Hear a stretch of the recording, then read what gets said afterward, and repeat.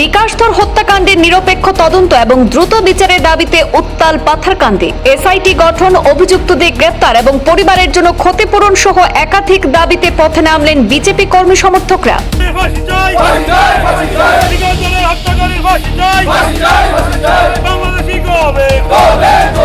পাথারকান্দি এবং লোয়ারপুর বিজেপি মণ্ডলের যৌথ উদ্যোগে আয়োজিত এই প্রতিবাদ মিছিলে দলীয় পদাধিকারী সহ প্রায় 4 শতাধিক কর্মী সমর্থকরা অংশ নেন বলে দাবি আয়োজকদের।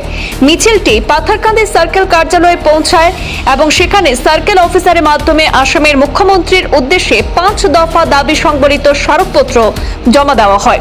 স্মারকপত্রে দাবি করা হয়েছে, গত 12 আগস্ট বিকাশ ধরকে ফোন করে বাড়ি থেকে ডেকে নিয়ে যাওয়ার পর প্রায় 48 ঘন্টা অনুসন্ধান শেষে বাজারিছড়া থানার অন্তর্গত যোগীছড়ার একটি পরিত্যক্ত ভবন থেকে তার মৃতদেহ উদ্ধার করা হয়। পুলিশ মূল অভিযুক্ত আব্দুল হক সহ কয়েকজনকে গ্রেপ্তার করেছে বলে স্মারকপত্রে উল্লেখ করা হয়েছে। তবে এই ঘটনার পেছনে আরো কোনো বড় ষড়যন্ত্র বা সহযোগী রয়েছে কিনা তাও খতিয়ে দেখতে ঊর্ধ্বতন পুলিশ আধিকারিকদের তত্ত্বাবধানে এসআইটি গঠনের দাবি জানিয়েছেন আন্দোলনকারীরা। পাশাপাশি পলাতক অভিযুক্ত এবং সহযোগীদেরও দ্রুত গ্রেপ্তার, দ্রুত বিচার, সীমান্তবর্তী এলাকায় নিরাপত্তা জোরদার এবং নিহতের পরিবারের জন্য আর্থিক সহায়তা, যোগ্য সদস্যকে সরকারি চাকরি এবং নিরাপত্তার দাবিও জানানো হয়েছে।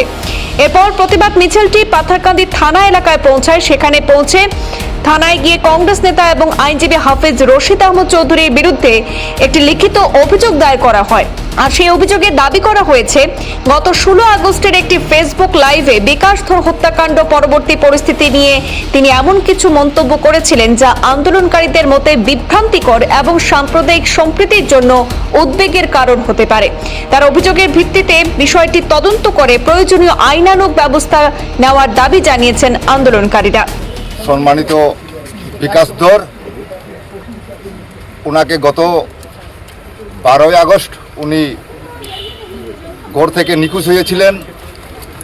14 তারিখ ওনার মৃতদেহ পাওয়া যায় যোগীছড়া জায়গাতে। তখনই তার মৃতদেহ দেখার পরে সমগ্র বাজারিছড়া এরিয়া তথা পাথারকান্দি অঞ্চলের জনগণ তথা ভারতীয় জনতা পার্টির কার্যকর্তারা ওনাকে যেভাবে অস্ত্র দিয়ে আঘাত করা হয়েছিল, এই আঘাতগুলোর উপর প্রতিটি মানুষের একটা প্রশ্নবোধক জেগেছে। তাই আমরা আজকে প্রশাসনের কাছে আমরা পাথারকান্দি সিডিসির মাধ্যমে মাননীয় মুখ্যমন্ত্রী মহোদয়ের নিকট আমরা একটা মেমোরেন্ডাম দাখিল করেছি। ওই মেমোরেন্ডাম আমরা উল্লেখ করেছি প্রশাসনের মাধ্যমে দোষী 6 জন এখন পর্যন্ত আটক করেছেন।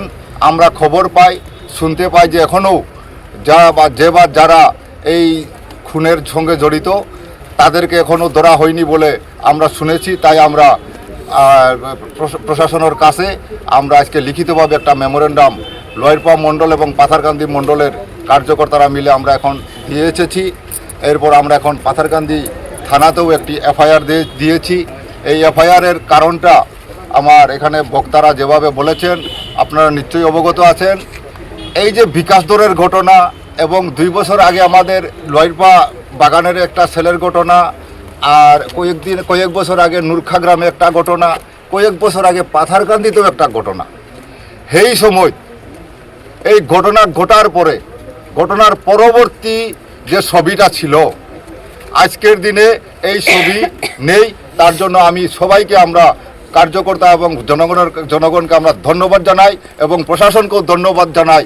অতি অল্প সময়ের মধ্যে দোষীদেরকে ধরে সবাইকে একটা সুযোগ সন্ধানীরা যেভাবে মায়াকান্নার ডাক দিয়েছেন, যারা কথাগুলা বলেছেন, ওনারা উচ্চ শিক্ষায় শিক্ষিত, বয়সেও আমরা থেকে অনেক বড়, কিন্তু তাদের যে ফেসবুকের মাধ্যমে এই বয়সে যেগুলো কথা কওয়া হয়, এই কথাগুলোতে বর্তমান প্রজন্মের কাছে কিন্তু এই পুনরাবৃত্তি বিগত দিনের ঘটনাগুলা স্মরণে আই যায়।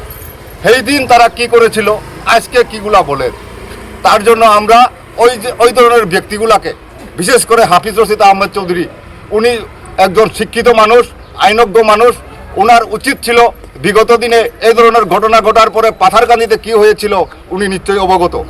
কিন্তু এই অবগত থাকার পরেও আজকের দিনে যে মায়াকান্না কামছেন, উনি যেভাবে কথাগুলো বলছেন, এই কথাগুলোতে উল্টা কাটাতে লবণ লাগানো হয়।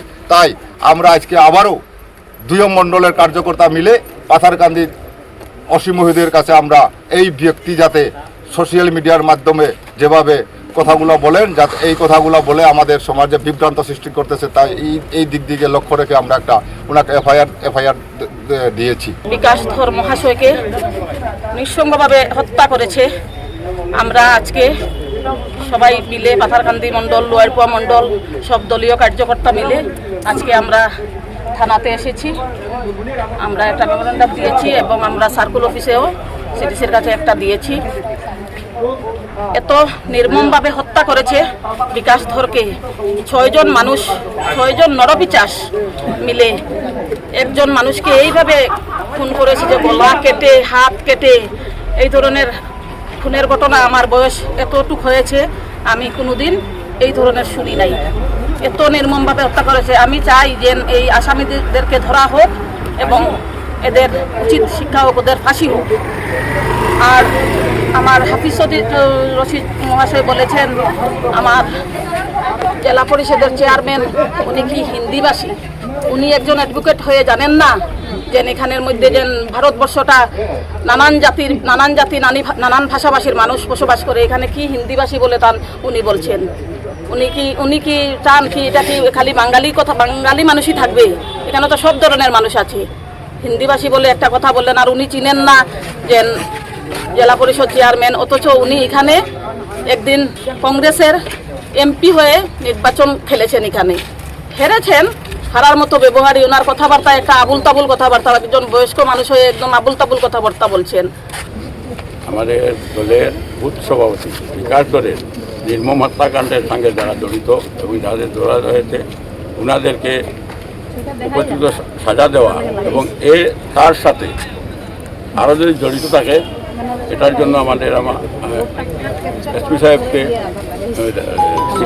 সিডিসি ম্যাডামকে আমরা দিয়েছি ওনাদের সাজা হওয়ার জন্য। এবং পাতাকালী থানায় একটা এফআইআর দায়ের করা হয়েছে। আমাদের মহামান্য উনি হাইকোর্টের একজন বিশিষ্ট আইনজীবী, উনি যে মন্তব্য করেছেন আমাদের মন্ত্রী সম্বন্ধে, ওনার জানা উচিত ছিল মন্ত্রী কোনো সময় বাংলাদেশি বলেছেন, কোনো সম্প্রদায় ভিত্তিক করে। এবং আমাদেরও সন্দেহ হচ্ছে আমাদের পাথারকান্দি কনস্টিটিউন্সিতে প্রচুর বহু বাংলাদেশি ব্যক্তি ঘোরাফেরা করছে। ওনাদেরকে তদন্ত করে ওনাদেরকে সাজা দেওয়ার জন্য, এবং যা খুন করেছে ওনাদের মধ্যে 3 জনের আমরা তো দেখলাম 3 জনের ভোটার লিস্টের নাম নাই। ওনারা কোথা থেকে এসলো? এইভাবে ফরেস্টে, সরকারি ঘাস জমিতে প্রচুর মানুষ লুকিয়ে বসবাস করছে। ওনাদেরকে তদন্ত করে আইনের আওতায় আনার জন্য আমার প্রশাসনের কাছে অনুরোধ রইল। এবং হাফিজ রশিদ মহোদয়কে আমার অনুরোধ রইল, উনি যে বক্তব্য রেখেছেন, যেহেতু আমাদের মন্ত্রী মহোদয় যদি যেদিন ঘটনা ঘটে পরের দিন এই দিনই গুয়াহাটিতে গেছে, আমাদের এরিয়াতে গেছেন এবং কন্টিনিউ আমাদের প্রশাসন এবং মন্ত্রী মহোদয় মিলে বা আমাদের জনপ্রতিনিধি যারা ওনার শান্তি রক্ষার জন্য চেষ্টা করেছেন।